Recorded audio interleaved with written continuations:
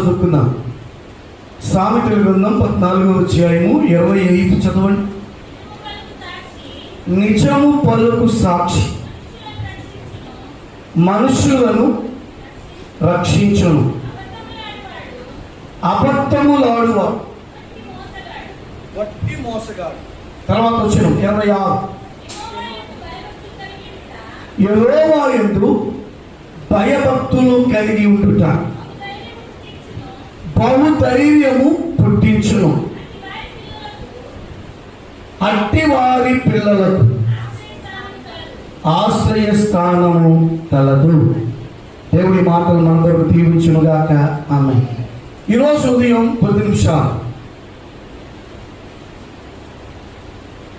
మనం ఏది మన పిల్లలకు ఇవ్వాలనుకున్నామో దాని గురించి ఆలోచించాలి.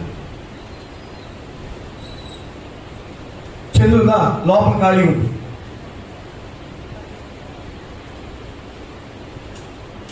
ఈ సామెతల గ్రంథం జ్ఞాని అయిన సొలొమోను రాశారు.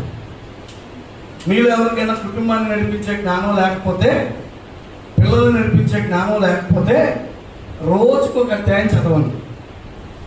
ఏంటిది? సామెతల గ్రంథం. సామెతల గ్రంథంలో కరెక్ట్గా జ్ఞాని అయిన సొలొమోను 31 అధ్యాయాలు రాశాడు. నెలకు ఎన్ని రోజులు చెప్పండి మనకి? 30 లేదా 31. రోజుకు ఏ రోజు? ఈరోజు ఉదాహరణకి ఈరోజు తారీఖు 27. మీరు 27వ అధ్యాయం ఇంటికి చదవండి. దాంట్లో ఉన్న కొన్ని విషయాలు మీ మనస్సుకు నెమ్మదినిస్తాయి. మీ కుటుంబంలో ఇలా జరుగుతుందా, నేను ఇలా ఉండాలా, ఇలా ఉంటే నా కుటుంబానికి మేలా అని తెలియపరిచేటట్లుగా సామెతలు అందులో రాయబడి ఉన్నాయి. బైబిల్ చెప్తున్న శ్రేష్టమైన మాట ఏంటంటే 25వ వచనం కొద్దిసేపు ధ్యానం చేద్దాం. నిజము పలుకు సాక్షి మనుషులను రక్షించను. ఎంతమంది అబద్ధాలు చెప్పి కుటుంబాన్ని నాశనం చేసుకున్న వాళ్ళు ఉన్నారు మీలో? ఒకసారి ఆలోచించండి. అబద్ధమైన మాటలు చెప్పి భర్తకి వేదన కలిగించిన వాళ్ళు లేరా? అబద్ధమైన మాటలు చెప్పి భార్యకి వేదన పుట్టించిన వాళ్ళు లేరా? ఏమండి? పిల్లలు తల్లిదండ్రులకి అబద్ధాలు చెప్పి, తల్లిదండ్రులు పిల్లలకి అబద్ధాలు చెప్పి వేదన పుట్టించిన వాళ్ళు లేరా? ఈరోజు నిజము పలకాలట. ఎవరితో పలకాలి? నీ చేసుకున్న భార్యతో, భర్తతో, పిల్లలతో, నీతో ఉన్న వారితో, నీ కుటుంబంతో నిజం పలకాలి. నిజం పలకపోతే ఏమవుతుంది అంటే అబద్ధము ద్వారా నీ జీవితం నాశనం అయిపోతాయి. బైబిల్ చెప్తున్నమాట, అబద్ధమాడు పెదవులు యెహోవాకు హేయములు. ఎక్కడికి వెళ్ళి వచ్చావరా? ఇక్కడ ఉన్నాగా, ఎంతమంది ఉన్నాగా? బైబిల్లో చాలా ప్రాముఖ్యమైన ప్రవక్తలు కొంతమంది ఉన్నారు. దేవ వర్షం కురిపించండి, కురిపిస్తాడు. వర్షం ఆపంటే ఆపుతాడు. పలానోడికి పిల్లలు పుట్టిస్తాడు. పలానోడి పట్ల ప్రార్థన చేయడానికి కార్యాలు జరుగుతుంది. అలాంటి ప్రవక్తల్లో ఒక గొప్ప ప్రవక్తలు ఎవరు తెలుసా? ఏలియా, ఎలీషా. ఏలియా గురువు గారు ఎలీషా శిష్యునికి. ఈ గురువు గారు వెళ్ళిపోయిన తర్వాత ఎలీషా గురువు గారు అయిపోయారు. గురువు గారికి ఇంకొక శిష్యుడు బయలుదేరాడు. ఆయన పేరు తెలుసా? గెహజీ. చిన్న మాట అబద్ధమాడటం వలన ఒక గొప్ప అభిషేకాన్ని కోల్పోయిన వ్యక్తి అయిపోయాడు. ఈరోజు ఎందుకు చెప్తాను తెలుసా? తల్లులారా, తండ్రులారా, చిన్నదే కదా, పల్లే కదా, ఒక్క కొమ్మే కదా, ఒక్క అక్షరమే కదా, ఒక్క పదమే కదా అనుకుంటున్నామేమో. దాని ద్వారానే నీ పిల్లల జీవితాలు నాశనం అయిపోతున్నాయేమో.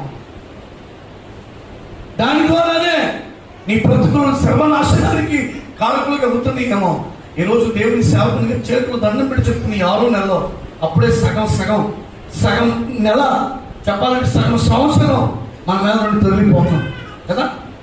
ఇంకా 2-3 నెలలు అయిపోయిందంటే మళ్ళీ ఏమొస్తే కొత్త బట్టలు, పిండి వంటలు. బైబిల్ చెప్తున్న మాట, నిజము పలుకు సాక్షి మనుషులను ఏం చేస్తాడు? రక్షించు.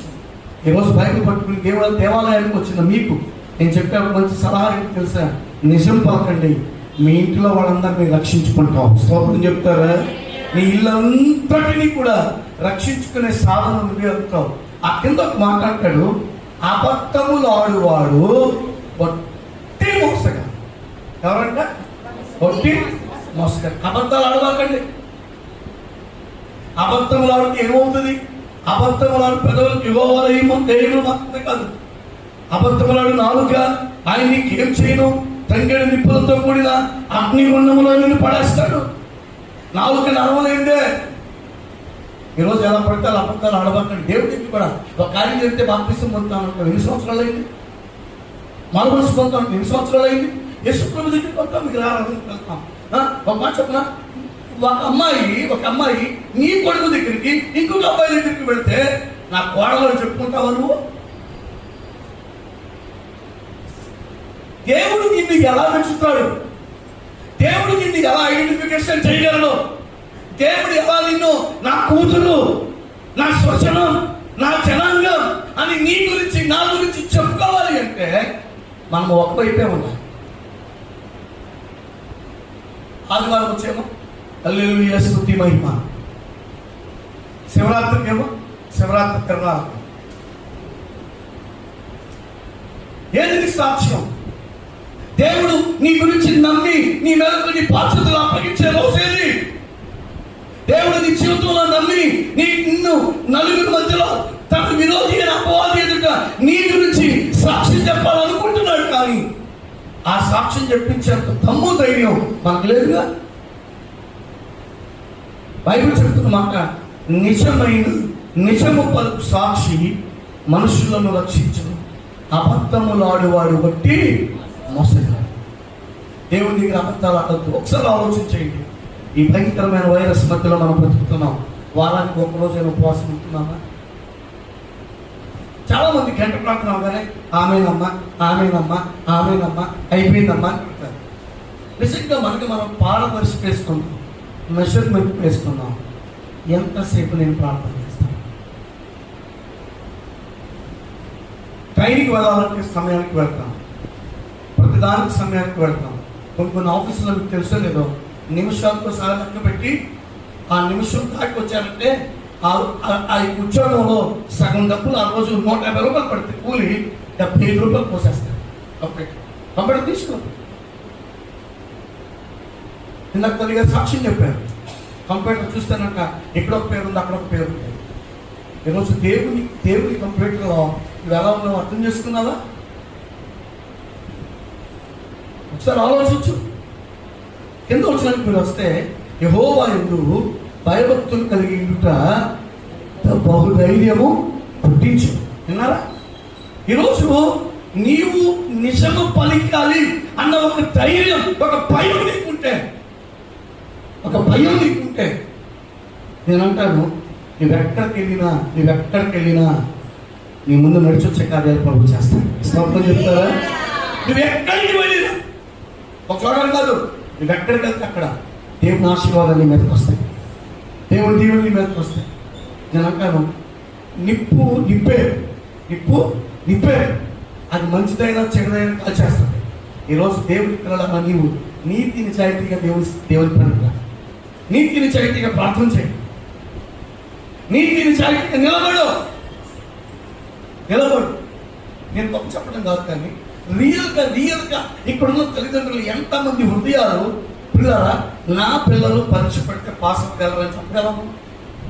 నేను అనుకున్నా ఎగ్జామ్స్ డేట్ కన్ఫర్మ్ అయితే మళ్ళీ నా భార్యకు నిద్ర ఉండదు, ఎప్పటికే సగం నిద్రపోదు ప్రార్థనని. ఇంకా పూర్తిగా రాత్రి 3:30 వరకు ఆయన చదివించాలని కూర్చుంటుంది. అలాంటి పరిస్థితుల్లో అలాంటి, ఎందుకంటే అపవాది ఆ విధంగా చుట్టుముడుతూ ఉంటాడు. ఒకే ఒక ప్రార్థన చేశాను, నేను అన్ని అడగను కానీ ప్రభా సిగ్గుపరచుకున్న మాత్రం చెయ్యి.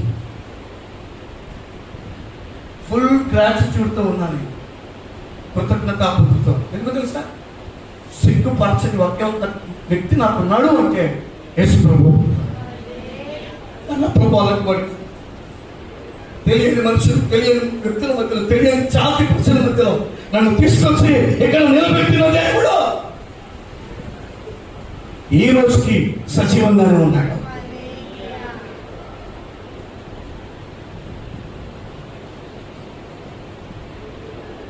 బైబిల్ చుట్టూ మాట ఏంటో తెలుసా? దేవుని యందు భయభక్తులు కలిగి జ్ఞానమునకు బహుధైర్యం పుట్టించును, అట్టి వారి పిల్లలకు ఆశ్రయ స్థానము. అమ్మా నువ్వు ఎంత డబ్బు సంపాదించినా నీ పిల్లల డబ్బులు బట్టి నేను గౌరవించాలి. నువ్వు ఎంత వినయంగా నీ పిల్లలకి నచ్చ చెప్పి వాళ్ళు తాగుతుంటే కాగనిచ్చి, తిరుగుతుంటే తిరగనిచ్చి, వాళ్ళు ఏ పాప పనులు చేసినా సై అంటున్నావేమో, నీ పిల్లలు రేపు అనే రోజు నేను తిట్టుకుంటా. కానీ నీ పిల్లలకి నేర్పాల్సింది ఒకటే తెలుసా? దేవుని భయం నేర్పు. నీ పిల్లలకి ఏం నేర్పాలి? దేవుని భయం. బహుధైర్యము పుట్టించడం. అట్టి వారి పిల్లలకు ఏముంటుందంట? ఆశ్రయిస్తాం. ఈరోజు నిజమైన వ్యక్తుల వరకు నిజంగా మనం ఏం చేస్తే దీవెన ఒక 6 పాయింట్లు మీ ముందు నుంచి ప్రార్థన చేసేస్తాను. త్వరగా చదువుతారు. 1, నిజమైన భక్తుడట. దేవుని దగ్గరికి వచ్చిన మనం ఎలా ఉండాలి చెప్పండి? నిజమైన భక్తులుగా ఉండాలి. ఏదో ఈరోజు ఖాళీగా ఉంది, రావాలి, ఆదివారం గర్భిణీతో ఉన్నాం, బాగుపట్టాలో కాబట్టి ఆ చర్చికల్లా భాషగా ప్రార్థన చేస్తే పడతారు, కాబట్టి ఆ చర్చికల్లో ఒక సర్టన్ పీరియడ్కి వెళ్దాం, తర్వాత ఆయన ఎవడో మనం ఎవడో అనుకోకూడదు. నేను చెప్పనా, ఒక్కసారి ఐపీసీ చర్చ్ మంగళగిరిలో అడుగు పెట్టావుంటే నీ శవం పోయేంత వరకు నువ్వు అక్కడ ఉంటేనే నిజమైన భక్తుడు. నిజం. మీరు ఏ టైం ఫోన్ చేసినా వచ్చేటట్టు వేస్తున్నారు, రాలేదా?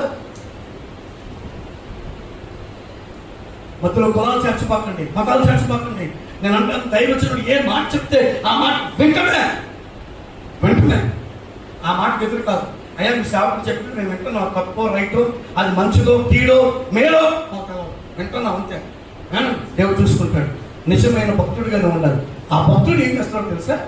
దేవుడిని అంట విడవడంట. ఎవరిని విడవడు? దేవుని విడవడు. నిజమైన భార్య డబ్బులు ఉన్నది అక్కడ భర్తను విడవదు. స్తోత్రం చెప్పండి. నిజం. నేను పోవటం కాదు.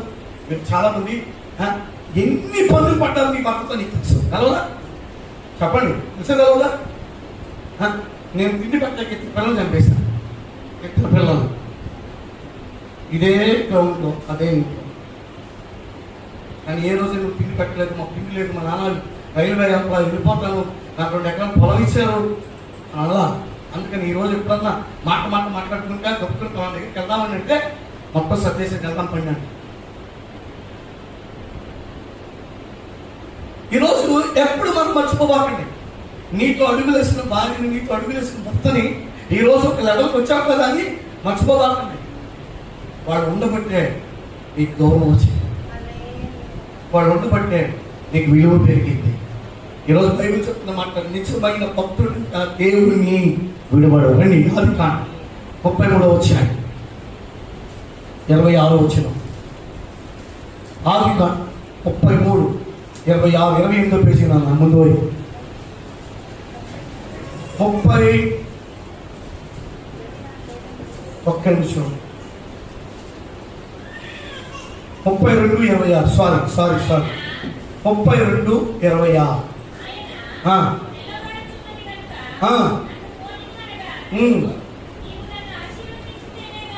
నీవు నన్ను ఆశీర్వదించితేనే కాని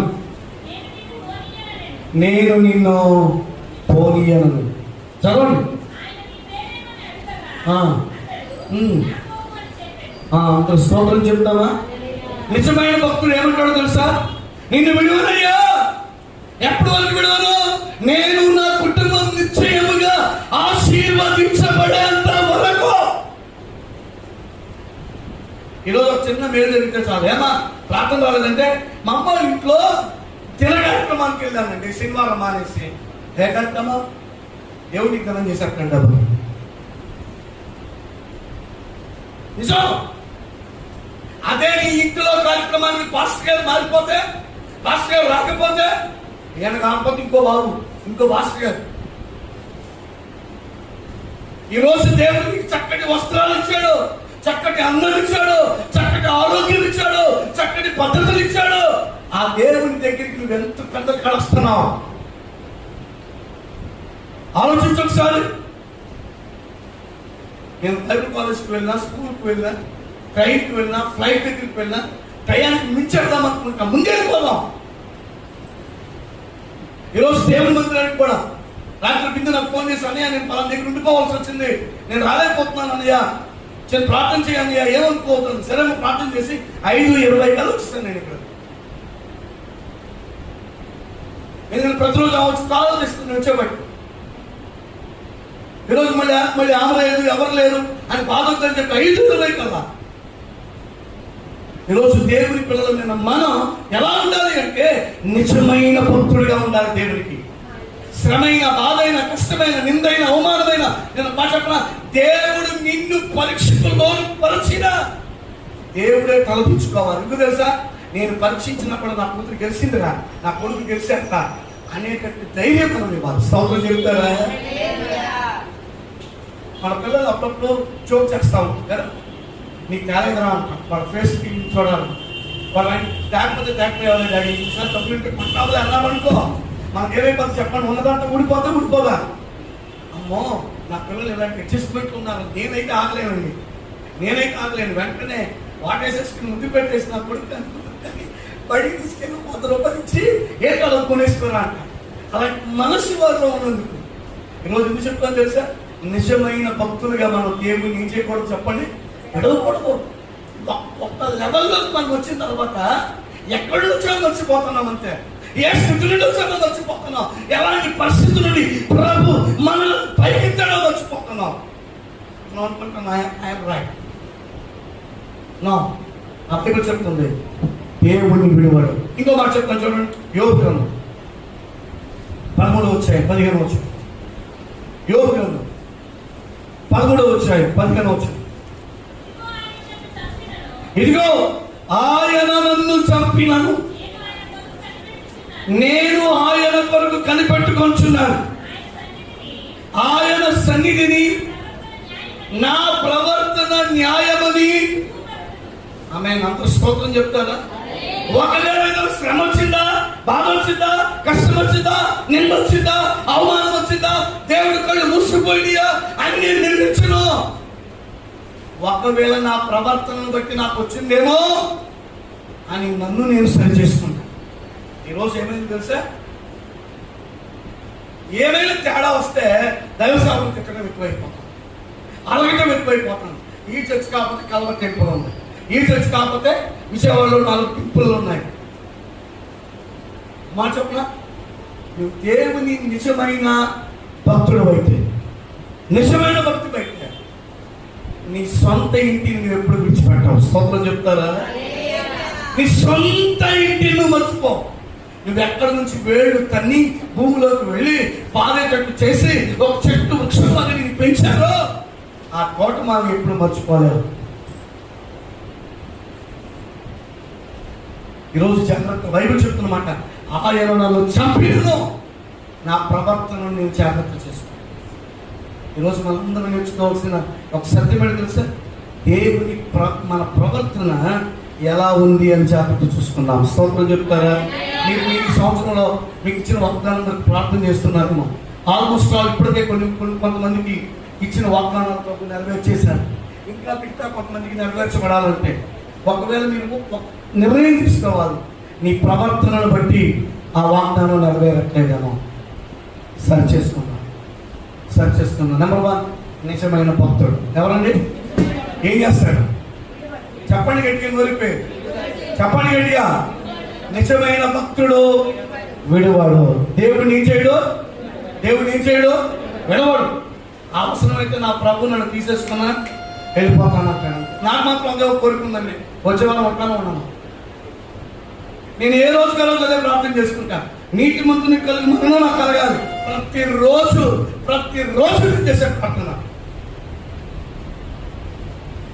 దేవుని పిల్లలు చెప్తున్నా, నిజమైన భక్తుడు దేవుణ్ణి విడివాడు. ఏం చేయడంట? దేవుణ్ణి విడివాడు. దేవుని సేవకులుగా మీరు 1 వారం 2 వారాలు రాకపోతే మీకు ఫోన్ చేసి పలకరిస్తాం. ఎక్కడున్నారు, ఏం చేస్తున్నారు, ఎలా ఉన్నారు, ఏం తిన్నారా, తినలేదా, జరుగుతుందా లేదా, ఏదో ఉచ్చారు వేసుకున్నట్టు వెళ్ళిపోతా. ఈరోజు దేవుని పిల్లలమైన మనం నిజమైన భక్తుల్లాగా ఉన్నాం. 2వ చూద్దాం, మలాకీ గ్రంథం 2వ అధ్యాయం 2వ మాట ఏంటంటే నిజమైన భర్త. భర్త ఏం చేయడం తెలుసా? తన భార్యను విడవడట. నిజమైన భర్త తన భార్యను విడవడు. మలాకీ గ్రంథం 2వ అధ్యాయం 14-15 చదవండి. 786 పేజీ నాన్న, 786. అది ఎందుకని మీరు అడగగా, యవ్వన కాలముందు అన్యాయముగా విసర్జించిన నీ భార్య పక్షమున యెహోవా సాక్షి ఆయన అండర్లైన్ చేయడం అన్నమాట. ఏమవుతారంట? దేవుడు సాక్షి అవుతాడు. అది నీకు తోటిదై నీవు చేసిన నిబంధనకు పాత్రురాలు కదా, నీ పెళ్లి భార్య కదా. కొంచెంగా నైనను దైవాత్మ నొందిన వారిలో ఎవడును ఇలాగున చేయలేదు. ఒకడు చేసినను ఏమి జరిగాను? దేవుని చేత సంతతిని అందవలనని అతడు యత్నము చేస్తున్నారు కదా. కాగా మిమ్ముని మీరే జాగ్రత్త చేసుకుని యవ్వనమున పెళ్లి చేసుకుని మీ భార్యల విషయములో ఎలా ఉండకూడదంట?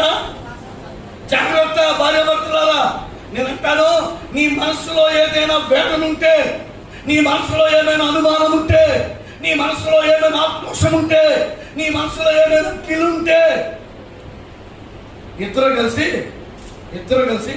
ఒక ఎడారి ప్రాంతానికి వెళ్ళిపోండి.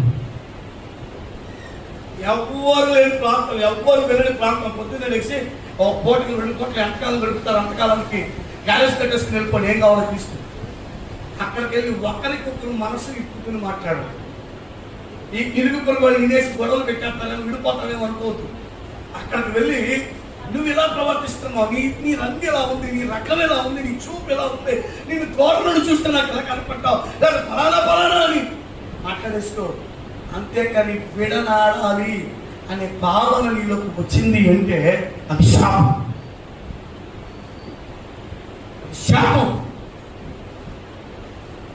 నిజమైన భర్త తన భార్యను ఏం చేయడంట? విడనాడు. యవ్వన కాలం ముందు చేసుకున్న భార్య, యవ్వన కాలం ముందు చేసుకున్న పురుషుడు విశ్వాసఘాతకులు కాదు. ఏం కాకూడదు? విశ్వాసఘాతకులు కాకూడదు. చాలా మంది ఈ రోజుల్లో దేనికి ప్రాధాన్యత ఇస్తున్నారు తెలుసా? అందులో కూడా కొంతమంది ఉన్నారు. తప్పుంటే చాలు భర్తను ఏమండి ఐ లవ్ యూ డార్లింగ్, భర్తకు వచ్చావరా. నాకు అనిపిస్తుంది, పురాతన కాలంలో బెల్లము చెప్పడానికి తెడ్డు ఉండేది, అరసలేదు కదా. ఆ తెడ్డి పట్టుకుని ఊపిరి ఆడకుండా 4 మీ దగ్గర ఫ్రైడ్ రైస్ తిని కొట్టాలండి. మాట చెప్పనా? భర్తకి గౌరవం ఇవ్వకపోతే కనపడని దేవుడిని ఏం గౌరవిస్తా? బైబిల్లో మనందరికీ మూల పురుషులు ఉన్నారు. అబ్రహాము శారా ఏమంది? నా యజమానుడా. చాలా మంది పేర్లు పెట్టి పిలిచేస్తారు. ఏమొచ్చిందో పోయే కాలం వెళ్తాం. ఏమంది అంటే ఏమవుతుంది? అనరా సందీప్. నేను అంటాను, ఇంకా చిన్నపిల్లలు ఏమనుకుంటా, సందీప్ భాస్కర్ వచ్చా వస్తావా? వచ్చి వందనాలు రండి. సందీప్ మా ఆయనండి. తప్ప మన పిలవకూడదు, మీరే నన్ను అలా చెప్పింది. ఏ భాస్కర్ అని చెప్పడండి. మాకు కనబడని వ్యక్తికి గౌరవం ఇవ్వకపోతే కనబడని దేవుడికి ఏం గౌరవం ఇస్తాం? అర్థమవుతుందా? ఈరోజు శ్రమైన, బాధైన, కష్టమైన, నిందైన, అవమానమైన, ఇరుకైన, వేదనైన ప్రమాణం చేసి పెళ్లి చేసుకున్న భర్తను విడిచిపెట్టద్దు, భార్యను విడిచిపెట్టద్దు. డబ్బులు మనకు ప్రాధాన్యత కాదు, మీ ఇద్దరు కలిసి ఉండటం మేము ప్రాధాన్యత. తప్పుడు చెప్తారా? బైబిల్ చెప్తున్న మాట, నిజమైన భార్య తన భర్తనంటే ఏం చేయదంట? విడనాడు. నిజమైన భర్త తన భార్య ఏం చేయదు?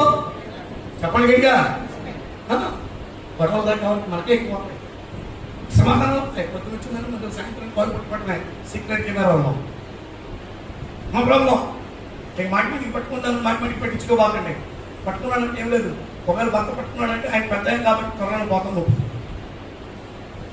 జీవం ఉన్నంతసేపేనండి మన అనే బంధం. జీవం పోయిన తర్వాత ఎవరికి వాళ్ళే లేదు. ఉందా? చెప్పండి. ఇప్పుడు మన పాస్టర్ గారు అనే మాట జీవం ఉన్నంతసేపే. ఈ ప్రాణం పోయిన తర్వాత ఏదో వస్తారు, పోదని వేస్తారు, కాసేపు ఏడుస్తారు. ఇన్ని సంవత్సరాలు వచ్చారు, మా ఇల్లు కట్టారు, ప్రార్థన చేశారు, మా పిల్లల పెళ్లిళ్ళు చేశారు అంటారంటే ఆ తర్వాత ఎంతకాలం శ్యామ్కి సపోర్ట్గా నిలబడతారు, ఎంతకాలం స్థిరంగా సపోర్ట్గా నిలబడతారు, ఎంతకాలం స్వామికి సపోర్ట్గా నిలబడతారు? ఆ తర్వాత చరిత్ర. ఈరోజు దేవుని సేవకునిగా చెప్తున్నాను, నిజమైన భక్తుడు శ్రమైన, బాధైన, కష్టమైన, నిందైన, అవమానమైన, గుడిమానడు దేవుని విడిచిపెట్టాడు. స్తోత్రం చెప్తారా? నిజం. రెండోది, నిజమైన భర్త ఎవరు? తన భార్యను వదలడు. మూడో విషయానికి వెళ్ళిపోదాం. నిజమైన శిష్యుడు. యేసు వారు మాట్లాడతాడు, నువ్వు శిష్యులుగా పిలవక నా స్నేహితులుగా పిలుస్తున్నా. యోహాను 15 మాట్లాడుతూ అంటాడు, ఫలించే ద్రాక్షవల్లి గురించి మాట్లాడుతూ స్నేహితులుగా పిలుస్తున్నాను. నిజమైన శిష్యుడు అంట ఎవరిని వదలడో తెలుసా? తన గురువు గారిని వదలడట. స్తోత్రం చెప్తారా? ఎవరిని వదలడు? తన గురువుని.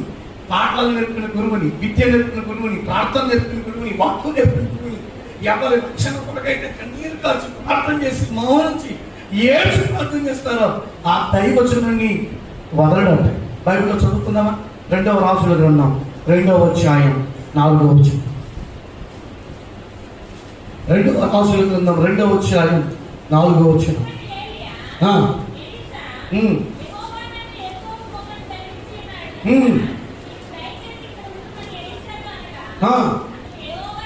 రెండవ రాజుల గ్రంథం 2వ అధ్యాయం 4వ వచనం. చదవమా. యెహోవా జీవముతోడు, నీ జీవముతోడు నేను నిన్ను విడువను కనుక. ఆ తర్వాత మళ్ళీ మనం 6వ వచనంలో మాట చదవగలుగుతాం. యెహోవా నన్ను యోర్దానుకు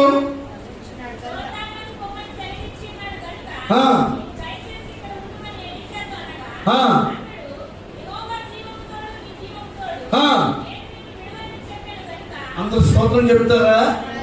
ఏమన్నాడండి? అయ్యా నీ కోపం ఎక్కువ, నీ దడ ఎక్కువ, నీ కథ ఎక్కువ, నాకు ఇది ఎక్కువ, నా లెవెలేంటి నీ లెవెలేంటి అన్నాడా?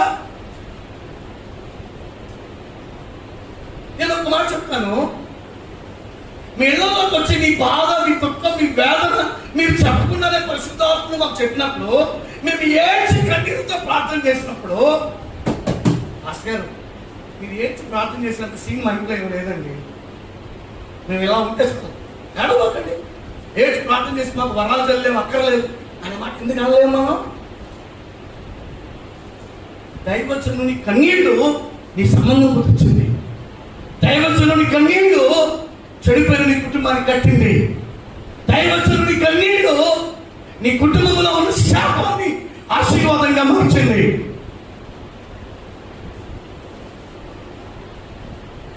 నేను అంటాను, దేవుని సేవకుని దగ్గరికి నువ్వు ఒక సలహాకు వచ్చినప్పుడు ఏది చెబితే అది నువ్వు వింటే దాని వెనక ఉన్న ప్రమోషన్ నీకు అర్థం కాదు. స్తోత్రం చెప్తారా? నీకు అర్థం కాదు. నా బైబిల్ చెప్తున్న మాట, ఏలి ఎదురు గురు శిష్యుడు గురువు గారు అంటున్నాడు, అరే ప్రభు నన్ను ఆరోహణం అవుతున్నాడు, ప్రభు నన్ను ఎత్తుకుపోతున్నాడు, సుడిగాలో నన్ను తీసుకెళ్ళిపోతాడంట, నేను పరలోకానికి వెళ్ళిపోతున్నాను, నేను మరణం చూడను. వెంటనే అన్నాడు, సరే నేను నీతోనే తిరుగుతానయ్యా. అరే ఆయన ఉత్తరా ఎరుకోకి వెళ్ళమంటున్నాడు దేవుడు, నేను ఎరుకోకి వెళ్తున్నాను అంటే, యెహోవా జీవముతోడు, నీ జీవముతోడు, నీ మీద ఒట్టు, నా మీద ఒట్టు, నేను నీతోనే వస్తాను అన్నాడు. అక్కడి నుంచి యోర్దానికి అన్నాడు, యోర్దానికి వస్తాను. అరే నన్ను నువ్వు విడిచిపెట్టంటాను, ఏం కావాలరా? నీకున్న 2 పాడ అభిషేకం నాకు, నీకున్న దాంట్లో కొంచెం అభిషేకం నాకు చాలు. ఈరోజు మాట చెప్పనా, మమ్మల్ని ఎలా దీవించాడో దేవుడు దీవిస్తున్నాడో, మాకంటే ఎక్కువ మీరు దీవించబడాలని ప్రార్థన చేస్తాను, మాకంటే ఎక్కువ ఆశీర్వదించబడాలని. ప్రభా వారి ఇల్లు విశాలపరచగా, వారి అప్పులు తీసిపోయినైనా, వారి వ్యాపారాలు దీవించినైనా, 10 మందిని వారు పోషించాలయ్యా, వారి తల్లిదండ్రులు ఆరోగ్యంగా ఉండాలని ప్రార్థన. బైబిల్ చెప్తున్న మాట తెలుసా, నిజమైన శిష్యుడంట తన గురువుని విడబడాలి. స్తోత్రం చెప్పండి గట్టిగా. తన గురువుని ఏం చేయడు? గురువు ఎంత పంగనా వాడు పెట్టడం మనందరూ తెలుసు. కట్ట అరే చూస్తా ఉండండి రా అంటే చెంబులు గింబులు అన్ని పడేటప్పుడు అంటే చూస్తా ఉన్నారంట శిష్యుడు. అరే ఏమన్నా పడితే అవి తీసి వేయండి రా అన్నాడంట. ఏం పేరు? పరమానంద శిష్యుడు. పేడేసిందంట, పేడ తీసి గురువు గారి మీద వేసాను. ఏమంటే ఏంటి రైట్ వేసారంటే ఇందాకేమో చూస్తా ఉండమన్నారు, ఇప్పుడేమో ఏం పడితే తీసేయమన్నారు. ఆ వ్యవహారం అవ్వకూడదు మనం.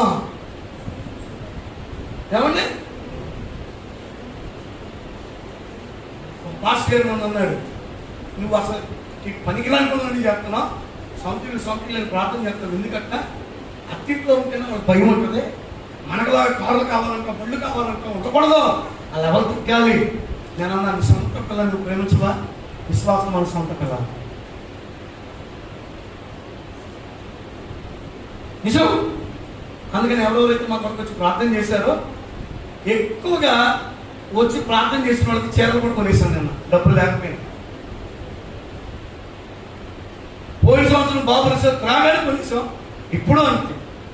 మా కొరకు వారం మంగళవారం ట్రైన్ తీసుకుని వచ్చారు, ప్రార్థన చేశారు, వారి బట్టలు పెట్టారు.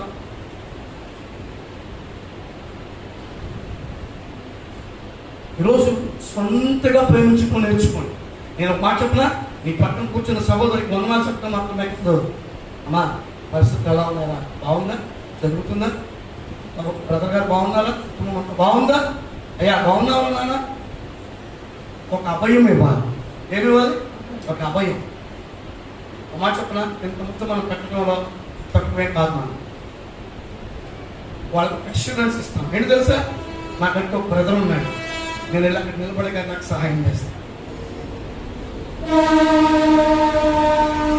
ఈరోజు బైబిల్ చెప్తుంది, నిజమైన శిష్యుడు తన గురువును వదలడు.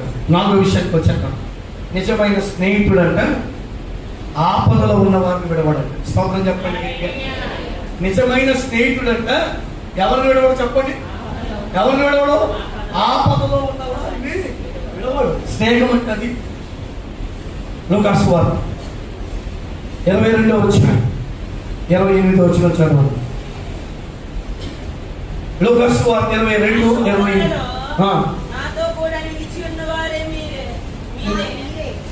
నా శోధనలలో నాతో కూడా మాట ఏం చేయాలి? నాతో కూడా నిలిచి ఉన్నవారు మీరే. శోధనల దగ్గర ఒకటని ఉంది పైన, కిందకు చూస్తే శ్రమలలో. మేము బాగున్నా బాగుపోయినా ప్రార్థన చేస్తే కార్యాలు జరుగుతాయి. అప్పుడప్పుడు గంట ప్రార్థన పెట్టుకునే వాళ్ళని వేరే వాళ్ళు కూడా ఫోన్ చేసి ప్రార్థన చేయించండి. ఎందుకంటే నాకు తెలుసా, మీకు వాళ్ళకి ఒక స్నేహ బంధం ఏర్పడాలని. గుర్తుపెట్టుకోండి, సహవాసం. ఏంటంటే సహవాసం.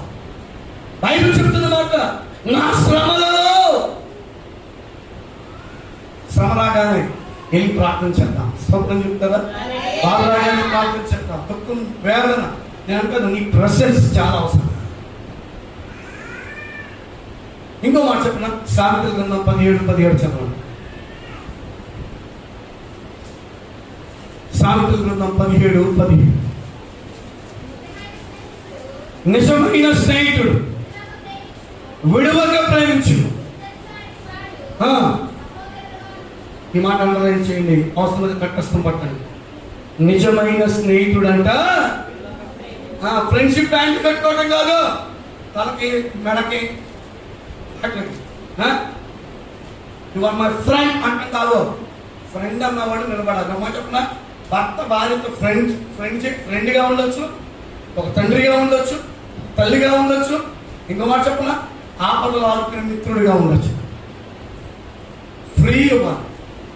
ఏదైనా సరే చెప్పుకునే ఫ్రీ భార్య భర్తల్లో ఉంటే జీవితంలో వాడు గడిపిన ఆ దినాలు ఎక్కడ మర్చిపో.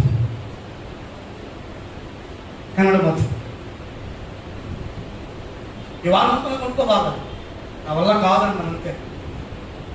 నువ్వు చేయాల్సింది చెయ్యి. అందులో శ్యామ్ చెప్పారు, రే ఇవాళ ఖాళీ కాబట్టి నోయి గారు ఫోన్ చేసిన వెళ్ళాల్సి వస్తే నాన్న ఎక్కించుకునేలో నేను అది ఎక్కితే బాగుండదు అంతే.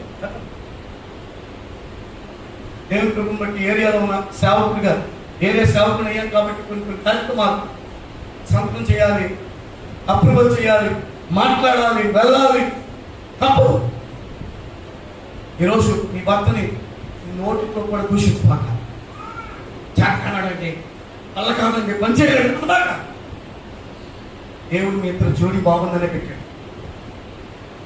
బైబిల్ చెప్తుంది నిజమైన స్నేహితుడు విడువ ప్రేమించు. పౌలు గారు అంటే డాబా మీద కూర్చుని వాక్యం చెప్తున్నాడు. వాళ్ళకి ఒకడు కిటికీ పక్కన కూర్చుని చక్కగా నిద్రపోతున్నాడు. ఆయన చెప్పే వాక్యానికి ఇలాగే పాట మొదలు పెడితే దమ్ములు పడ్డాడంట. పడగానే ఏమైపోయిందో చచ్చిపోయాడు. పౌరు గారు వచ్చి ప్రార్థన చేసిన మాట నిజమైన స్నేహితులుగా ఉండాలి. ఎలా ఉండాలి చెప్పండి? నిజమైన స్నేహితుడు. విడవడం విడుస్తాడా? విడవడం. సపోర్ట్ చేయాలి. నేను ఇజ్రాయెల్ 2017 రెండోసారి ఇజ్రాయెల్ వెళ్ళేటప్పుడు మా స్నేహితుని పిలిచాను. వాళ్ళని ఒక సాయం చేద్దామని పిలిచి, అరే నెలలా నీకు 2000 ఇస్తాను అని అలా చెప్పగానే చాలా సంతోషించాడు. ఇక్కడ కూర్చుని అన్నాడు, నీకంటే ముందు నేను సేవకి వెళ్ళాను. మా అన్న ఆర్టిస్ట్ ఉద్యోగం, మా అప్పుడు బాగా డబ్బు కలిగిన వాళ్ళు, నాకు అన్ని సపోర్ట్స్ ఉన్నా నేను ఎందుకు నీకులాగా డెవలప్ అవ్వలేకపోయాను. నాకు మన ఇద్దరు మొక్కలు ద్వారా ఖర్చు కూడా ఉండదు, ఎందుకు డెవలప్ అవ్వలేకపోయాను అని బాధపడ్డాడు. ఒక స్థలం కొనలేదురా, ఒక ఇల్లు లేదురా, ఒక సేవ లేదురా, అందరూ వాడుకుని వదిలేస్తున్నారు అని బాధపడ్డాడు. ఇక్కడ కూర్చొని ఇద్దరం కలిసి వేడ్చుకుని వాడు నిన్ను చేయించి ప్రార్థన చేసి మాట చెప్పాను. దేవుడు ఖచ్చితంగా ఇస్తాడురా, నువ్వు భయపడద్దు, కానీ నువ్వు ఎక్కడున్నావు అక్కడే సమాధి పెట్టుకోవాలి, అక్కడే అని ఆలోచించుకోవాలా అని చెప్పాను. దేవుడి కృపను బట్టి వారానికి ఒకసారి ఫోన్ చేసి ప్రార్థన చేయడం ప్రారంభించాం. దేవుడి కృపను బట్టి 12 సెంట్లు స్థలం కొన్నాడు. కొన్ని వెంటనే ఫోన్ చేసి రిజిస్ట్రేషన్ తక్కువ అవుతుందిరా, ఒక 15,000 పంపించిన తర్వాత మళ్ళీ అదే స్థలంలో సెమీ క్రిస్మస్ పెట్టాడు. ఆ ఏరియా మండల పాస్ స్కాలర్షిప్ అందరూ చూసిపెట్టినప్పుడు వెంటనే నన్ను స్పీకర్గా పిలిచాడు. మా వాడు ఉన్నాడు, దీనికోసం ప్రార్థన చేశాడు. నాకు ఆ రోజు నుండి ఈ రోజు ఇక్కడ ఏడ్చిన ఏడుపు ఎప్పుడు కూడా గుర్తిస్తూనే ఉంటాను. ఏదో స్నేహం చేసామని కాదు, మన లెవెల్లో కొంతమంది ఉన్నత లెవెల్లో ఉన్న వాళ్ళని చూసి స్నేహం చేస్తారు. అది కాదు, మన లెవెల్లో ఉన్న వాళ్ళని చూసి మనతో పాటు పైకి ఎక్కుదాం. స్తోత్రం చెప్తారా? మనతో పాటు ఏం చేద్దాం? పైకి ఎక్కుదాం. నేను వాడికి చెప్పాను, నీకు సేవ లేదంటే ఏం లేదంటే బాధపడతాను, సర్టిఫికేట్ ఇస్తున్నారు అని ఎస్సీ అని ఉంటే దానికి కొంచెం అధికారులతో మాట్లాడి బీసీసీ కింద మార్చి మ్యారేజ్ లైసెన్స్ ఇప్పించారు. దేవుడి కృపను బట్టి 7 మండలాల్లో ఎవరు కావాలన్న వాడిని పిలిచి పెళ్లి చేయించుకుంటారు. ఎప్పుడు అంటాడు, ఆ రోజు నువ్వు వచ్చి నువ్వు కాగితాలు రాసి సంకల్పం చేసిన పనే రా, ఈ రోజు నన్ను పిలిపించి మాట చెప్పిన మనం చనిపోయిన తర్వాత చెప్పుకోవడం అంటే బతుకుండగా ఒకరినొకరు మెచ్చుకునేటట్టు ఉందా? స్తోత్రం చెప్తారు. చనిపోయిన తర్వాత ఒక అర లీటర్ నీళ్లు ఇక్కడ కాల్చి మృత్యుంజయ పాస్టర్ గారు ఫలానని చెప్పేవాళ్ళు బతుకుండగా మేము ఉన్నాం పాస్టర్ గారు, మీ అండగా హోటల్ పెట్టండి, మేము వస్తాం అనేవాళ్ళే కావాలి. ఈరోజు నిజమైన స్నేహితులుగా ఉందా? ఎలా ఉందని చెప్పండి? నిజమైన స్నేహితులుగా ఉందా? డబ్బున్నప్పుడు కాదు, ఏదో డబ్బు లేనప్పుడు కూడా స్నేహం కొరకు ఏదైనా చేద్దాం. దేవుడు తన ప్రాణాన్ని మన కొరకు పెట్టాడు. పెట్టలేదా? తన ప్రాణాన్ని ఆఖరి రక్త పొల్లెంతో పొడిచాడు. ఏం లేదు. లాస్ట్ అండ్ ఫైనల్ ఇంకో మాట చెప్తాను. ఇంకొక మాట ఉంది, నిజమైన కోడలక మా కోడలు వినండి, నిజమైన కోడలక అత్తను విడవ. కోడలందరూ చెప్పండి ఈ మాట, అత్తను విడవు అని చెప్పండి. చాలా మంది కోపాలు వచ్చినట్టు. ఎవరిని విడవరు? మామూలు ఎక్కువ మౌనం ఉంటాడు, చుట్టూ తాగుతాను కూర్చుంటాడు, అంత అంత గోలంతా ఎక్కడ అంటారు? అవునా? నిజమైన కోడలు అంటే ఎవరిని విడవదు? అత్తను విడవదు. చూడండి మాట రూతు గ్రంథం 1వ అధ్యాయం 16వ వచనం.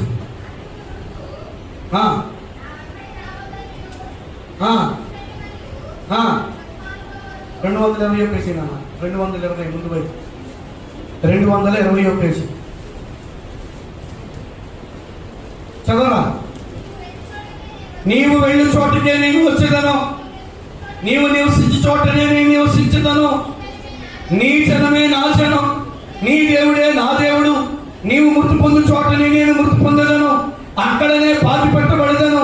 మరణము తప్ప మరి ఏదైనాను నిన్ను నన్ను ప్రత్యేకించిన ఎడల యెహోవా నాకు ఎంత కీడైనా చేయుగాక. నేను చూసారా వాళ్ళన్న మాట ఏంటి? అత్తగారితో అత్తయ్యా నీ జనమే నా జనం, నీ దేవుడే నా దేవుడు, నీ ప్రజలే నా ప్రజలు. నువ్వు ఎక్కడుంటే నేను ఎక్కడ ఉంటాను, నేను తింటా, నువ్వు ఎక్కడ పడుకుంటే అక్కడ పడుకుంటా, నువ్వు ఏ సమాధిలో పెట్టబడతా ఆ సమాధిలో పెట్టబడతా. ఒకవేళ నేనేమైనా పెచ్చ యాసాలేసి ఒక లెవెల్కి వచ్చిన తర్వాత నేను విడిచిపెట్టి వెళ్ళిపోతే దేవుడు నాకు ఎంత కీడైనా చేయనియాను. ఈ మాట అందరుగుతున్నామా? బయట సంబంధాలకు వెళ్తే ఎంత భయంకరంగా ఉందో తెలుసా?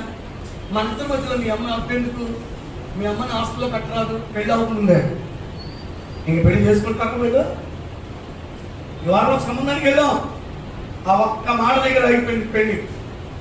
5 లక్షల కట్నం, 35 నవరసల బంగారం. ఎంతైనా ఇవ్వనివ్వండి, 42 సంవత్సరాల అమ్మాయికి వయసు, అబ్బాయికి 46. భయంకరమైన రోజుల్లో మనం ఉన్నాం. జాగ్రత్త. ఫ్యాక్టరీ మన దగ్గరే ఉంది. పిల్లల్ని పెంచే విధానంలో చాలా మంది తల్లులు ఏమంటారు తెలుసా? నన్ను బాగా సుత్తేసారు, తండ్రులు అంటారు నన్ను బాగా సుత్తేసారు. నో, ఈ మాట చెప్పాలి కూతురుతో, మా నన్ను ఎలా చూసుకున్నావు, నాకంటే ఎక్కువ మైమర్పించరా, నాకంటే ఎక్కువ మైమర్పించు.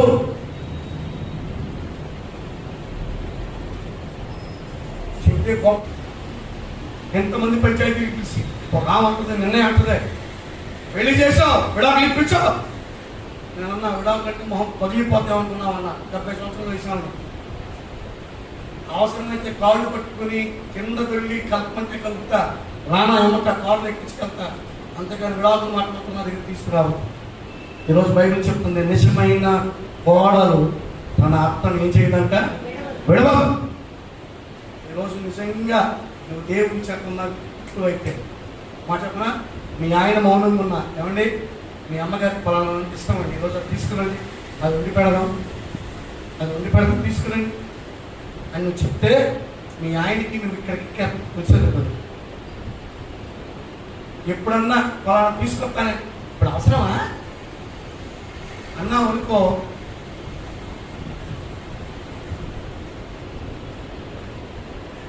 ఎలా ఉంటుందో ఆలోచించు. ప్రేమించుకుని నేర్చుకున్నా. ఈ జీవం ఉంటే, ఈ జీవం ఉన్నప్పుడే కదా, ఏమంటే చెప్పండి, నాకు ఒక్క మెడిసిన్ కాదు, మెడిసిన్ ఎక్కువేంటి చేయటం కాదు. ఈరోజు పట్టించుకోండి, ఏం చేయాలి, అన్యులుగా ఉన్న వారిని సైతం నీ ప్రేమ ద్వారా క్రీస్తువుకి నడిపించగలిగిన ఏకైక సత్వ దేవుడు నీకు ఇచ్చునుగాక. మా కోడలు ప్రార్థన చేస్తామా, మా కోడలు ప్రార్థన మమ్మల్ని మార్చండి చెప్పగలిగిన కృప దేవుడు మీకు ఇవ్వాలన్న ప్రార్థన. బైబిల్ చెప్తుంది నిజమైన కోడలు తన అత్తను ఏం చేయదంటే, మీరు లాస్ట్ పనిలో మాట చెప్పనా, నిజమైన విశ్వాసికి దేవునికి శ్రేష్టమైన అర్పణిస్తుంది. ఏర్పడుతుంది దేవుడు, ఏర్పడుతుంది. ఆదివారం వచ్చాక ఒక 5 రూపాయలు, 10 రూపాయలు, 20 రూపాయలు వేసుకెళ్ళిపోతుంది అనుకోరు. ఈ వారం అంతా నా స్థితిగతులు మార్చిన దేవునికి నేను శ్రేష్టమైన అర్పణ ఇవ్వాలి అనుకుంటాను. ఎవరు అంటే నిజమైన విశ్వాసం. అదే చూద్దామా, ఆదికాండం 4వ అధ్యాయం, ఆదికాండం 4వ అధ్యాయం 3-4 వచనాలు. కొంతకాలం తర్వాత 3వ పేజీ. కొంతకాలం తర్వాత కయ్యూరు పొలం పంటలో కొంత యెహోవాకు అర్పణ తెచ్చాను. హేబేలు కూడా తన మందలో తొలుచూరు పుట్టిన వాటిలో రొవ్విన వాటిని కొన్ని తెచ్చాను. యెహోవా హేబేలును అతని అర్పణను లక్ష్య పెట్టాను, కయ్యూరును అతని అర్పణను ఆయన లక్ష్య పెట్టాను. మాట చెప్పనా, నువ్వు ఇచ్చే అర్పణ నీకు దారిని సరళం చేస్తాను. స్తోత్రం చెప్తారా? నువ్వు మొక్కుకున్న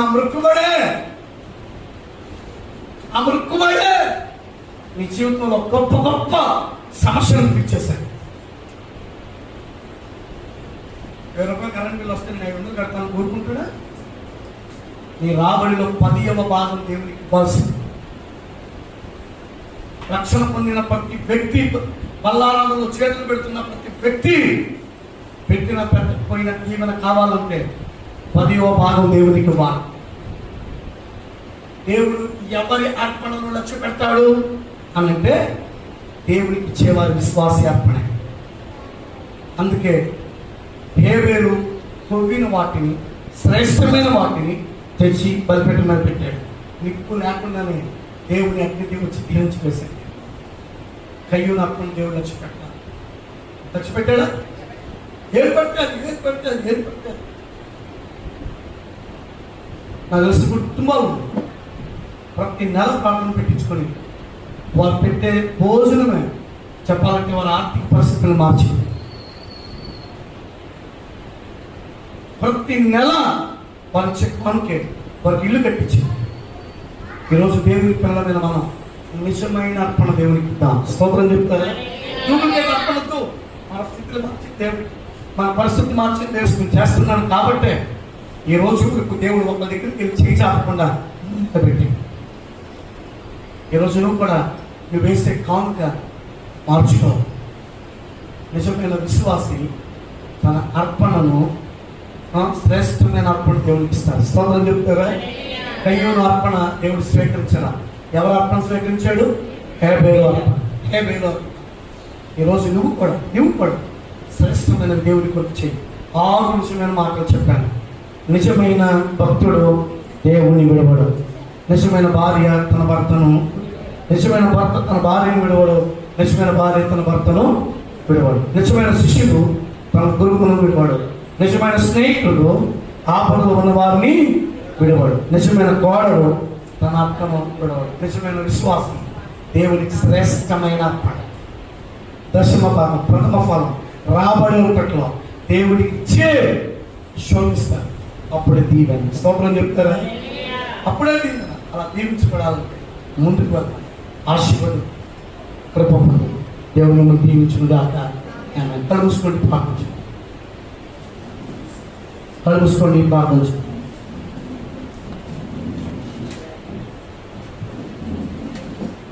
ఈరోజు నిన్ను పరీక్షించుకో. దేవునికి నిజమైన భక్తుడిగా ఉన్నావా? నిజమైన భార్యగా ఉన్నావా? నిజమైన భర్తగా ఉన్నావా? నిజమైన స్నేహితుడిగా ఉన్నావా? నీ జీవితంలో నిజమైన శిష్యుడిగా ఉన్నావా? నిజమైన కోడలుగా ఉన్నావా? నిజమైన విశ్వాసగా ఉన్నావా? నీ చరిత్రలో ఆలోచించుకో. నా ప్రభు నేను ఎంత ప్రేమిస్తున్నాడు, ఎంత భద్రత ఇచ్చాడు. నీ జ్ఞానం, తెలివి, బుద్ధి కాదు. ఎన్ని సార్లు రోడ్లు పెట్టి తిరిగామో మనం, అయినా ఆయన కాపుదల ఇచ్చాడు. దేవాన్ని భద్రత ఇస్తాం. నిజమైన వ్యక్తిగా నేను ఉండాలనుకుంటున్నాను, నన్ను మార్చేయ. నీకు ఈ 6 పాయింట్లు ఏది నచ్చితే అది ప్రభు దగ్గర ప్రార్థన చేస్తాను. నీ ఆర్థిక పరిస్థితిని మార్చిపోతుంది. విడవని వ్యక్తిగా ఉండబోతున్నాడు. తమ తండ్రి, మీరు చెప్పమన్న మాట ఉదయకాలం చెప్పాను, సిద్ధపడి నీ బిడ్డలకు మేలు జరుగును గాక. ఆ మాట ద్వారా నా జీవితం కూడా మారును గాక. మీ కృప చూపండి. 7వ నెల నీ బిడ్డలందరికీ సమృద్ధిగా ఉండును గాక. ఎవరికి ఏది తక్కువ చేయొద్దు. సమృద్ధి నుంచి నడిపించండి. మేళతో దీవిస్తూ యేసు దివ్య నామమున నడుచున్నాను తండ్రి. కూర్చుందాం. ఒక